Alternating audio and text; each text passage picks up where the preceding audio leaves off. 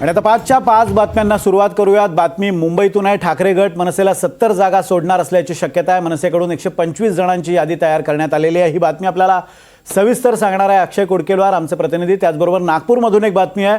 नागपूरमध्ये काँग्रेस नेतृत्वाच्या मनमानीला कंटाळून जिल्ह्यातील 221 पदाधिकाऱ्यांनी काँग्रेसमध्ये राजीनामा दिलेला आहे। प्रवीण मुधोळकर या संदर्भात अधिक अपडेट्स देतील। नांदेडमधून भाजपकडून एकाच घरात 6 उमेदवार आहेत। एकाच कुटुंबात उमेदवारी वाटली गेल्यानं भाजपची घराणेशाहीची भूमिका नेमकी कुठे गेली असा सवाल राजकीय वर्तुळातून उपस्थित केला जातोय। योगेश लाटकर आपले प्रतिनिधी या संदर्भात अधिक माहिती देतील। तर अनगरमध्ये नगराध्यक्षपदाच्या उमेदवारीवरून वातावरण तापलंय। उज्ज्वला थिटे कोर्टाकडे दाद मागणार असल्याचं समजतंय। सौरभ वाघमारे यांच्याकडून आपण या संदर्भातले अधिक अपडेट्स घेणार आहोत। आणि पुण्यात कोयत्याची दहशत कायम आहे। एरंडवणे परिसरात असणाऱ्या अनंत रेस्टो बारवर दरोडा पडलाय। नेमकी बातमी काय अविनाश पवार आपल्याला सांगणार आहेत। सुरुवात करूयात मुंबईच्या बातमीनं। मुंबईत ठाकरे बंधूंच्या युतीचं पुढील सत्र आता सुरू झालंय। ठाकरे गट आणि मनसे जागा वाटपाच्या चर्चेला आता सुरुवात झाली आहे। मनसेकडून 125 जणांची यादी तयार करण्यात आल्याची माहिती समोर आली आहे। त्यातच ठाकरे गट आता मनसेला 70 जागा सोडण्याच्या तयारीत असल्याची माहिती सूत्रांनी दिली आहे। आरक्षण सोडत जाहीर झाल्यानंतर जागा वाटपाची चर्चा पुढे जाते आहे। या जागा वाटपाच्या बैठकांच्या फेऱ्या दोन्ही पक्षांच्या नेत्यांमध्ये होणार असल्याची माहिती मिळते। दरम्यान सध्या तरी कोणताही फॉर्म्युला ठरला नसला तरी सुद्धा ठाकरे गट मनसेला 70 जागा सोडायला तयार असल्याचं समजतंय। अक्षय कुडकेलवार आपले प्रतिनिधी आपल्याला या संदर्भात अधिक अपडेट्स देत आहेत। अक्षय, मनसेनं 125 जागांची तयारी केलेली आहे, तशी यादी प्राथमिक यादी तयार केल्याचं समजतंय। दुसरीकडे ठाकरे गट मनसेला 70 जागा देण्याच्या प्रयत्नात आहेत। मध्ये साधारण 55 जागांचा फरक आहे। कसा हा फरक भरून निघणार, कशा पद्धतीनं जागा वाटप होणार, काय निकष या जागा वाटपासाठी आहेत? एकूणच गेल्या काही दिवसांपासून आपण जर बघितलं विनोद, तर महाराष्ट्र नवनिर्माण सेनेच्या माध्यमातून जेव्हापासून वॉर्डवरील प्रभागनिहाय आरक्षण सोडत जाहीर झाली, त्यानंतर महाराष्ट्र नवनिर्माण सेनेच्या वतीनं आपली कुठे ताकद मोठ्या संख्येने आहे, मराठी मतदार असतील, त्यासोबतच कुठे आपण निवडणूक लढवली तर त्या ठिकाणी सकारात्मक परिणाम आपल्याला निवडणुकीच्या निकालामध्ये बघायला मिळेल याची चाचपणी केली जात होती। 227 जागांसाठीही दररोज सकाळपासून संध्याकाळपर्यंत चाचपणी करण्यासाठी मनसेचे नेते, शहराध्यक्ष, शहर उपाध्यक्ष हे बसले होते। या सगळ्यात 227 जागांची चाचपणी केल्यानंतर 125 जागांची यादी महाराष्ट्र नवनिर्माण सेनेने तयार केलेली आहे, ज्यापैकी 75 जागासाठी कुठल्याही परिस्थितीत त्या मिळाव्या यासाठी महाराष्ट्र नवनिर्माण सेना आग्रही आहे। यानंतर आता शिवसेना, उबाठा आणि मनसेच्या युतीच्या चर्चेच्या फेऱ्यांना सुरुवात झालेली आहे। अर्थातच या बैठकी अत्यंत गुप्त ठेवण्यात आलेल्या आहे। ही यादी देखील शिवसेना उबाटाकडे पाठवण्यात आलेली आहे आणि या यादीचा अभ्यास करून यातील 70 जागा देण्याची प्राथमिक तयारी ही शिवसेना उबाटाने दाखवली असल्याचं कळतंय आणि यावरती येत्या काळात बोलणी देखील सुरू असणार आहे। सध्या आपण जर बघितलं तर महाराष्ट्र नवनिर्माण सेनेच्या वतीनं बाळा नांदगावकर आणि नितीन सरदेसाई हे चर्चा करतायत। मग ते अनिल देसाई असतील, त्यासोबतच अनिल परब असतील, यांच्यासोबत प्राथमिक चर्चा या सगळ्या संदर्भातल्या सुरू असल्याची आपल्याला माहिती मिळते। त्यामुळं 70 जागांची तयारी दर्शवण्यात आलेली आहे। आपण म्हणालात की 55 जागांचं काय, तर सध्या आपण जर बघितलं तर शिवसेना उबाठा हा काँग्रेस आणि राष्ट्रवादी काँग्रेस पक्ष यांच्यासोबत एकत्रित आघाडीमध्ये आहे। काँग्रेस जरी या सगळ्या संदर्भात अनुकूल नसली महाराष्ट्र नवनिर्माण सेनेला एकत्रित घेण्यासाठी आणि निवडणुकीत या उद्धव ठाकरे बंधूंसोबत पुढे जाण्यासाठी, तरी आपण बघतोय की राष्ट्रवादी काँग्रेस पक्ष हा विचार करतोय आणि तसं झालं तर ह्या ज्या जागांमधला फरक येतोय त्या काहीशा जागा या राष्ट्रवादी काँग्रेस पक्षाला सोडाव्या लागेल असंही सांगितलं जातंय। मनसेच्या सूत्रांनी हे देखील सांगितलं आहे की जर दोन पक्ष एकत्रित लढले तर आपल्याला 50% जागा या आपल्याला निवडणुकीमध्ये लढता येतील।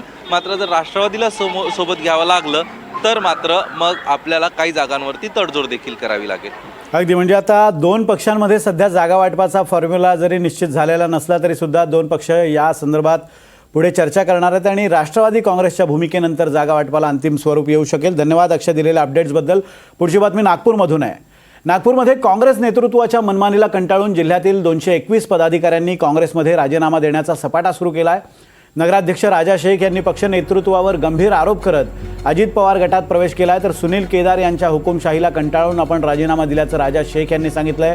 तर दुसरीकडे महाराष्ट्र प्रदेश काँग्रेस कमिटीचे महासचिव प्रसन्ना तिडके यांनी भाजपमध्ये प्रवेश केला आहे। काँग्रेसचे नेते हे गटबाजीला खतपाणी घालतात, त्यामुळे आपण भाजप पक्षात प्रवेश केल्याचं तिडके यांनी सांगितलंय।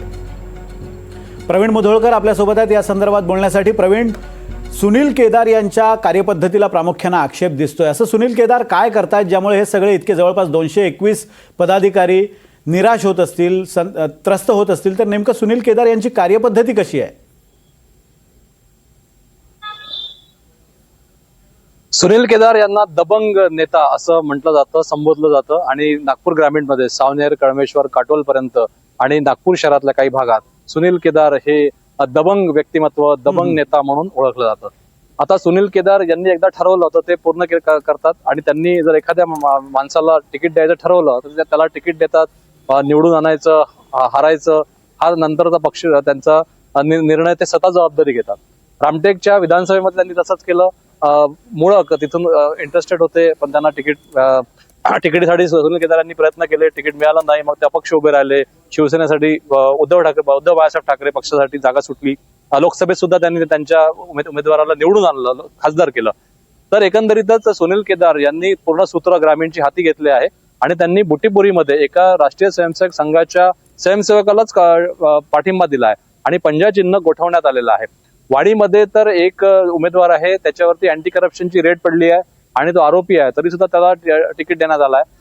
इतर हिंगण्यामध्ये सुद्धा पंजा गोठवण्यात आलाय 2-3 ठिकाणी. त्यामुळे सुनील केदार करतायत का हा प्रश्न कायम आहे. एकंदरीतच काँग्रेसची जर स्थिती पाहिली आपण तर प्रत्येक शहरामध्ये एक काँग्रेस नसते, 4-5 काँग्रेस असतात आणि नागपूरमध्ये ही संख्या 7-8च्या जवळपास आहे. विलास मुत्तेमवारांची वेगळी काँग्रेस आहे, चतुर्वेदींची वेगळी काँग्रेस आहे, राऊतांची वेगळी आहे काँग्रेस, नाना पटोलेंची काँग्रेस वेगळी आहे, सुनील केदारांची काँग्रेस वेगळी आहे. त्यामुळे या सगळ्या काँग्रेसमध्ये सुनील केदार यांनी मोर्चा हाती घेतलाय आणि ते दबंग आहे. त्यामुळे त्यांच्याशी कोणी तिथे जाब विचारायला कोणी जाऊ शकत नाही किंवा त्यांना कोणी समजावायला जाऊ शकत नाही, कारण की सुनील केदारने एकदा निर्णय घेतला का तो फायनल असं समजलं जातं. त्यामुळे हे जे 200 पेक्षा जास्त लोक आहे यांनी राजीनामा देऊन दुसऱ्या पक्षात जाण्यात भलाई मानलेली आहे. त्यामुळे मोठ्या प्रमाणामध्ये आउटगोईंग जे आहे काँग्रेसमध्ये सुरू आहे. त्यामुळे सुनील केदार म्हणतात की मी हाती घेतलेले सूत्र आहेत, त्यामुळे माझ्या हिशोबाने चला, त्यामुळे कोणाला निवडून आणायचं, कोण निवडून येतं हे मी बघेल. त्यामुळे सुनील केदार यांना आता 6 वर्षासाठी निवडणूक बंदी आहे. नागपूर जिल्हा बँक घोटाळ्यामध्ये त्यांच्यावरती शिक्षा जी झाली आहे त्या अनुषंगाने ते काही आमदारकीला उभे राहू शकले नाही. त्यांची पत्नी सुद्धा पराभूत झाली आहे. त्यामुळे सुनील केदारांनी पूर्ण ही ग्रामीण जी काँग्रेस जी आहे ती हाती घेतली आहे. अगदी धन्यवाद प्रवीण दिलेल्या अपडेट्सबद्दल. आपण बघतोय सुनील केदार यांच्या कार्यपद्धतीला कंटाळून हे काँग्रेसचे नेते विविध पक्षात जात आहेत. पुढची बातमी नांदेडमधून आहे. नांदेड जिल्ह्यातील लोहा नगर परिषदेत भाजपनं एकाच घरातील 6 जणांना उमेदवारी दिलेली आहे. भाजपमध्ये घराणेशाही नको हे आपण पंतप्रधानांच्या भाषणातून अनेकदा ऐकलंय, पण त्याच भाजपनं लोहा नगर परिषदेसाठी, नगरपालिकेसाठी एकाच घरातील 6 उमेदवारांना विविध प्रभागातून उमेदवारी दिली आहे. आगामी निवडणुकीतही त्यांच्याच घरातील 4 सदस्य निवडणूक लढण्याची शक्यता आहे. मग ही घराणेशाही नाही का असा सवाल स्थानिक राजकीय वर्तुळात उपस्थित केला जातोय. डॉक्टर बाबासाहेब आंबेडकरांचा पुतळ्यांचा प्रश्न होता, अण्णाभाऊ साठे यांच्या पुतळ्याचा प्रश्न होता, लोहा शहरातील मूलभूत सुविधेचा प्रश्न होता, सभागृह असताना जिथं जिथं शहरामध्ये कामं झालं नाही त्या भागातले प्रश्न होते. त्यामध्ये आम्ही 5 वर्षाच्या कार्यकालामध्ये जवळपास माझी सगळे हे कामं झालेले आहेत. विकासाचा मूलभूत सुविधेसंदर्भात मागच्या 15 वर्षात 10 वर्षात जेवढे कामं झाले नाहीत त्या मागच्या 5 वर्षात झाले माझ्या कार्यकाळात. त्यामुळं विकासाच्या जोरावर आम्ही त्यावेळेस बी निवडणूक लढलो, आता बी याच्यापुढे विकासाच्या जोरावर आम्ही निवडणूक लढून भारतीय जनता पक्षाचा नगराध्यक्ष 20ला 20 नगरसेवक निवडून आणू आणि लोह्यातील जनता आम्हाला नक्कीच आशीर्वाद देईल आणि आमच्या कामाची पावती देईल एवढी खात्री आहे. आणि याच संदर्भात बोलण्यासाठी आपले प्रतिनिधी योगेश लाटकर आहेत. योगेश, बहुधा हे कुटुंब हे सूर्यवंशी कुटुंब दिसतंय. गजानन सूर्यवंशी हे जे माजी नगराध्यक्ष आहेत त्यांच्या कुटुंबात या उमेदवारी देण्यात आलेल्या आहेत का आणि त्याची कारणं काय? त्यांचं असं म्हणणं आहे की 10-15 वर्षात जर जी कामं झाली नव्हती ती मी केली असतील तर माझ्या कुटुंबात इतक्या मोठ्या संख्येनं उमेदवारी दिली तर त्यात बिघडलं कुठे? काय नेमकं तिथं राजकीय वातावरण आहे? निश्चितपणे प्रत्येक लोकप्रतिनिधी हा विकासाचा दावा करतो की मला जेव्हा संधी मिळाली तेव्हा मी विकास केला, असा प्रत्येकाचा दावा असतो. परंतु भाजप पार्टी विथ डिफरन्स असताना असं नेहमी सांगतात, खुद्द पंतप्रधान टीका करतात की घराणेशाही नको.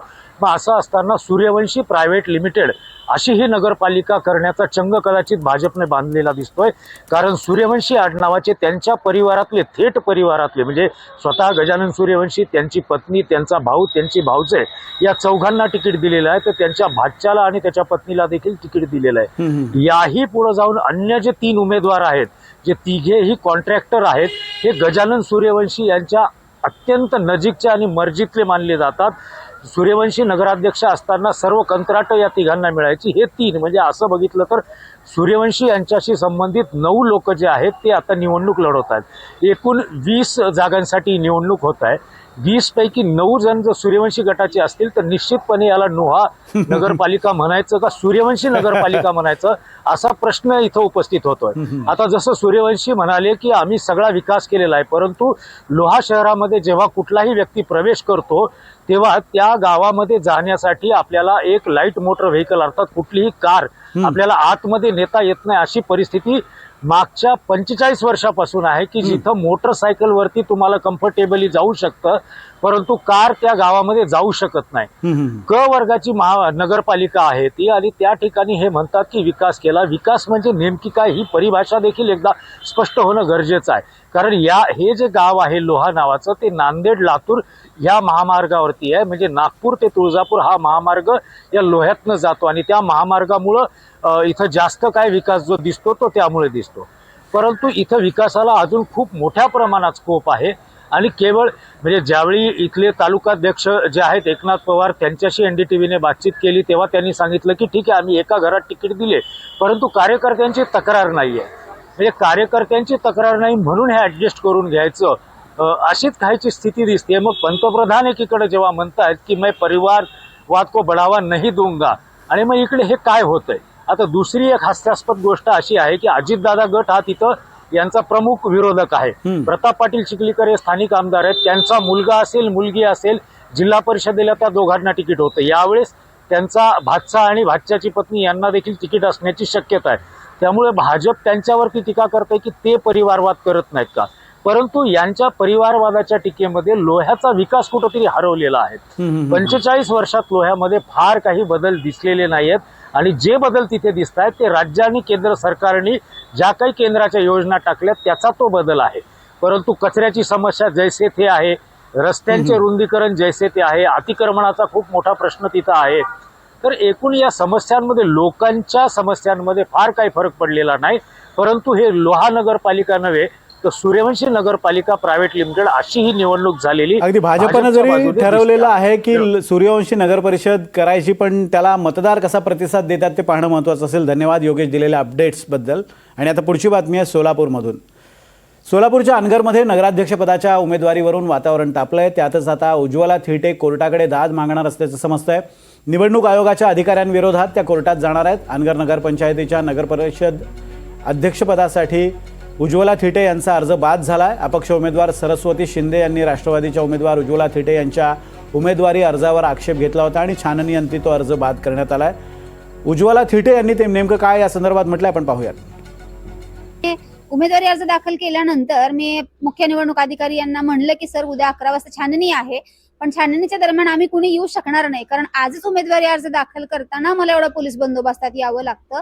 तर उद्या छाननीच्या वेळेस मी आणि माझा मुलगा सूचक आणि उमेदवार. सूचक तुमचा मुलगाच होता. आता त्या गावामध्ये आम्हाला सूचक आणि अनुमोदक मिळू नये म्हणून कितीतरी प्रयत्न केलेले होते. त्यांच्या विरोधात गाव कोण जाऊच देत नव्हतं.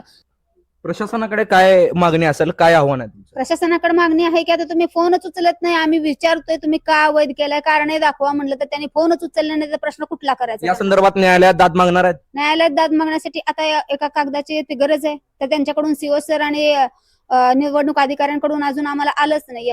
न्यायालयामध्ये निघालो तर आहोत आम्ही, पण आता ते नाही कागदपत्र आले तर त्याची पूर्तताच नाही झाली तर कसं लढायचं. आपण बघतोय की उज्ज्वला थिटे असं म्हणतायत की हे षडयंत्र आहे, पण त्यांच्या सूचकाची सही नसलेला उमेदवारी अर्ज NDTV मराठीच्या हाती लागला आणि आपण ही दृश्य बघतोय. या उमेदवारी अर्जामध्ये स्पष्टपणे दिसतोय की सही आणि अंगठ्याच्या कॉलममध्ये कोणतीही सही किंवा अंगठा नाही आहे.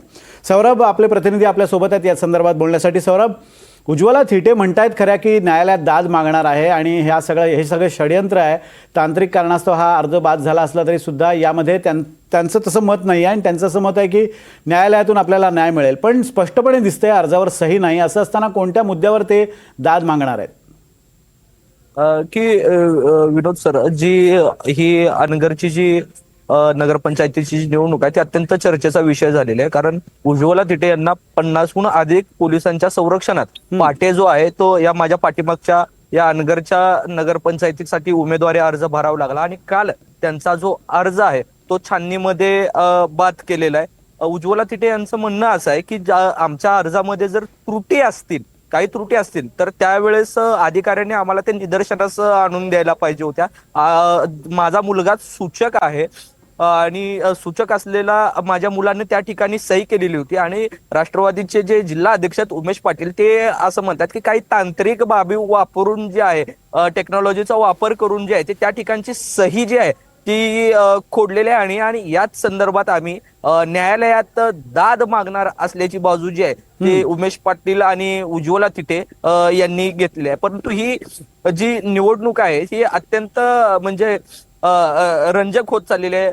आज जी आहे ती या ठिकाणी प्राजक्ता पाटील जे की माजी आमदार राजन पाटील यांच्या सून आहेत, त्यांचा जो आहे तो विजयी गुलाल उधळून जो आहे तो जल्लोष केला. सौरभ, तांत्रिक दृष्ट्या ही सही खोडण्यात आलेली आहे असं त्या म्हणतायत आणि त्या आधारे त्या दाद मागणार आहेत. पण आम्ही तुमच्या मागे बघतोय की गुलालाचा अक्षरशः खच पडला. एकदा दृश्य मागचं दाखवून द्या.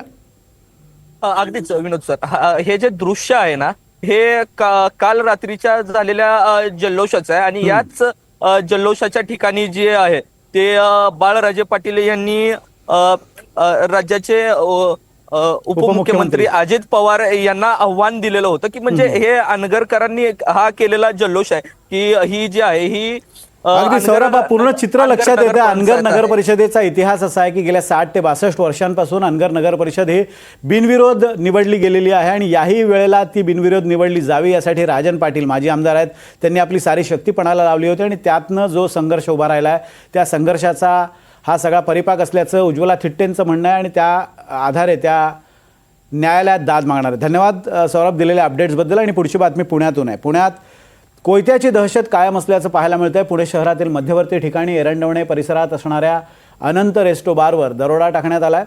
गुंडांनी कोयत्याचा धाक दाखवत हा दरोडा टाकलाय. रात्री 1:30च्या सुमारास हा दरोडा टाकण्यात आला. यावेळी दहशत माजवत हल्ला करण्यात आला आणि काही रक्कम सुद्धा लंपास केले. त्यामुळे पुन्हा एकदा कायदा सुव्यवस्थेचा प्रश्न ऐरणीवर आला आणि याबाबत पोलीस आयुक्त अमितेश कुमार यांनी तपास सुरू असल्याचं स्पष्ट केलंय.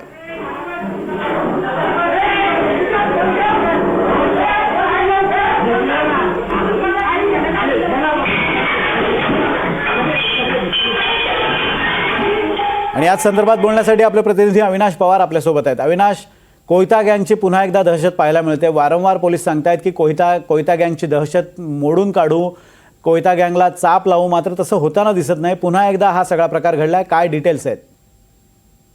विरोध जे आपण पाहतोय की ज्या पद्धतीने गेल्या काही दिवसांपासून पुण्यामध्ये सगळं दहशतीचं साम्राज्य आहे असं म्हटलं तर वागवं ठरणार नाही. कारण जर आपण पाहतो की सातत्याने या कोयता गँगची जी दहशत आहे ती वाढत चाललेली आहे. काल रात्री एरंडवणे परिसर म्हणजे पुणे शहरातला मध्यवर्ती परिसर आहे, या ठिकाणी हा अनंत रेस्टो बार उशिरापर्यंत सुरू होता.